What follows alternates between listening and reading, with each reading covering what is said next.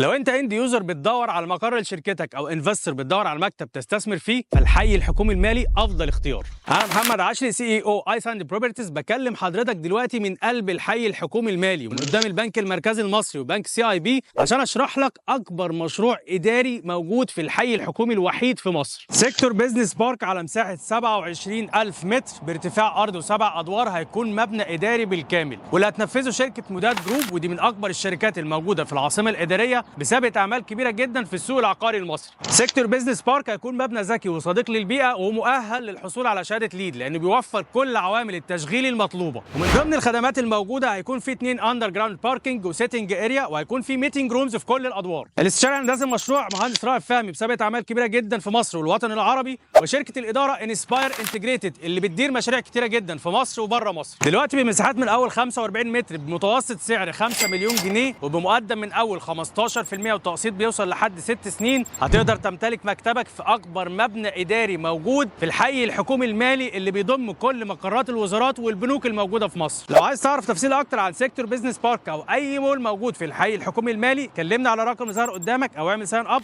وهكلمك اشرح لك كل التفاصيل وهساعدك في اختيار الوحده المناسبه ليك.